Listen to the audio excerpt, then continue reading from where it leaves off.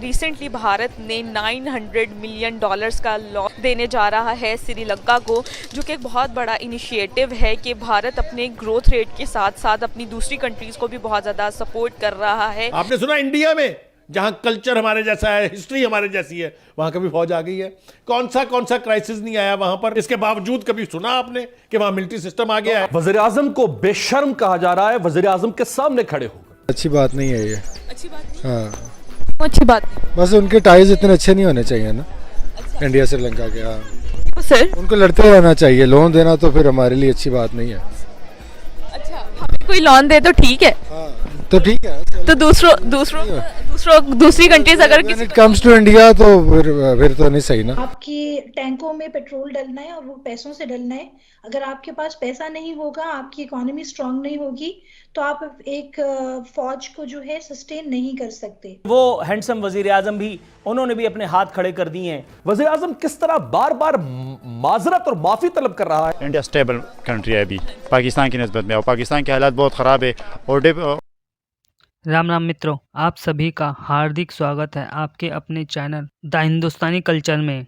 और आज हम आप सभी के लिए एक ज़बरदस्त वीडियो लेकर आए हैं जो आप सभी के लिए बहुत ही ज्ञानवर्धक साबित होगा। तो आप वीडियो में अंत तक बने रहिए और वीडियो को लाइक एंड शेयर अवश्य करें और चैनल को सब्सक्राइब करें, जिससे कि आप भी द हिंदुस्तानी कल्चर का हिस्सा बनिए। इस वीडियो का ओरिजिनल लिंक भी आपको डिस्क्रिप्शन में मिल जाएगा। तो चलिए वीडियो को स्टार्ट। और जो है ना बार बार लोन ले रही है। अगर बात करें हम इकोनॉमी के हवाले से, तो भारत की इकोनॉमी ना सिर्फ स्टेबल हुई है बल्कि ग्रोथ रेट देखने को मिली है। ग्रोथ रेट के देखने के साथ साथ भारत ने ना सिर्फ अपनी कंट्री को ग्रो किया है, उसकी इकोनॉमी को ग्रो किया है, बल्कि दूसरी कंट्रीज़ की इकोनॉमी को ग्रो करने के लिए उनको बहुत ज़्यादा सपोर्ट कर रहे हैं। उसकी एग्जाम्पल मैं आपको ऐसे बताती जाऊँ कि रिसेंटली भारत ने $900 मिलियन का लोन देने जा रहा है श्रीलंका को, जो कि एक बहुत बड़ा इनिशिएटिव है कि भारत अपने ग्रोथ रेट के साथ साथ अपनी दूसरी कंट्रीज को भी बहुत ज़्यादा सपोर्ट कर रहा है। अच्छी बात नहीं है ये। अच्छी बात नहीं? हाँ अच्छी बात नहीं? बस उनके टाइज इतने अच्छे नहीं होने चाहिए ना। अच्छा। इंडिया श्रीलंका के। हाँ तो सर उनको लड़ते रहना चाहिए। लोन देना तो फिर हमारे लिए अच्छी बात नहीं है।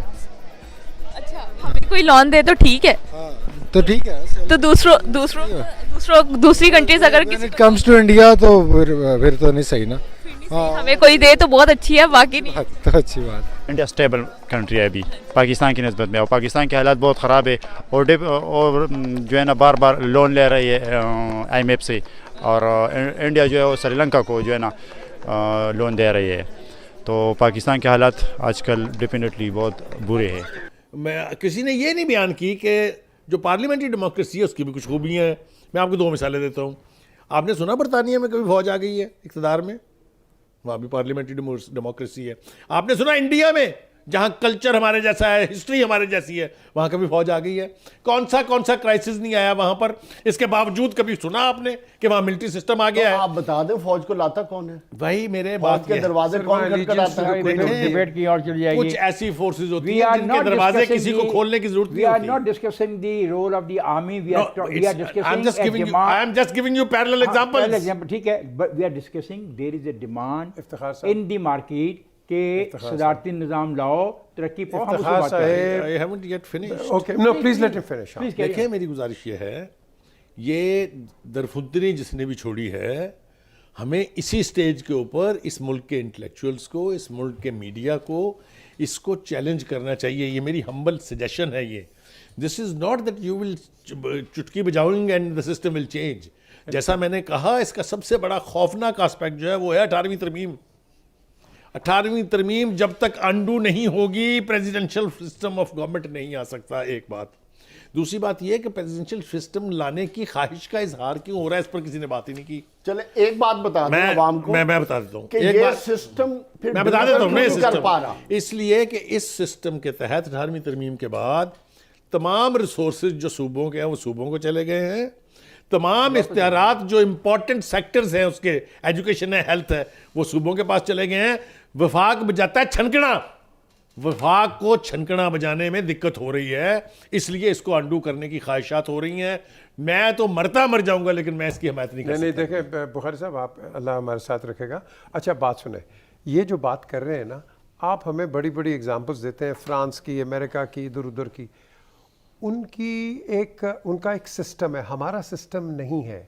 हम एक्सपेरिमेंट कर रहे हैं, टाइम एंड अगेन। 70 साल हो गए हम एक्सपेरिमेंट कर रहे हैं। एक्सपेरिमेंट का तरीका कार तो मुझे बता मैं उधर आ रहा हूँ ना, अभी आपकी ट्रेनिंग जा रही है, टाइम खत्म होता जा रहा है, ये टाइम पे जाती है। बात सुने, अब बात आती है यहाँ कि आप इसको कैसे करेंगे। Number 1, you can not compare yourself. आपका जो लोकल डायनामिक्स है इतने डिफरेंट है in comparison to the democracies of the world कि आपको पता नहीं है कि जैसे मैंने पहले जिक्र किया, आप अपनी दोस्ती बनाते हैं सबसे ज़्यादा एक कम्युनिस्ट कंट्री के साथ, फिर उसके बाद मोनार्की के साथ, फिर आप कहते हैं मैं चैंपियन हूँ डेमोक्रेसी का। वो भाई ये केड़ी दोस्ती है भाई?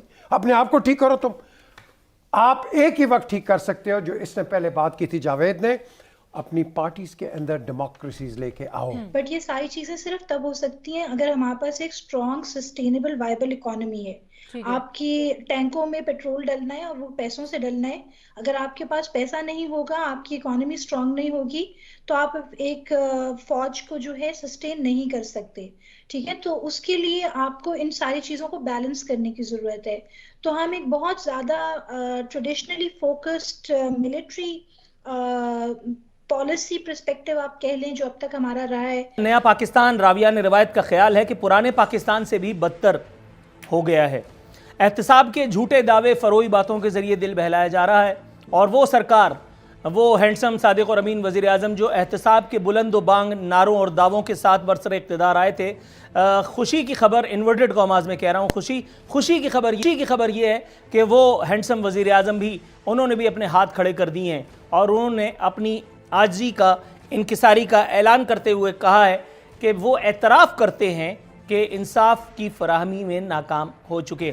तहरीक इंसाफ जिसकी बका, जिसका क़याम अमल में इसलिए लाया गया था ताकि मुल्क के शहरियों को इंसाफ मिले। अगर तहरीक इंसाफ और तहरीक इंसाफ के कायदे तहरीक नाकाम हो गए तो फिर इस मुल्क को इंसाफ क्या अल्ताफ़ भाई ने देना है? और अगर नहीं तो फिर सिंध से विफाक तक अब क्यों जगह जगह इंसाफ की शिकस्त फाश नज़र आ रही है। बरतानिया का अगर हम जायज़ा लें तो वो बरतानिया जहाँ से मेरे हैंडसम पढ़ करके आए हैं, जहाँ वो अल्लाह मारी दरसगाह मौजूद है कि जिसका किया धर हम भुगत रहे हैं खान साहब और हज़रत बिलावल की डिग्रियों की सूरत में। ऑक्सफोर्ड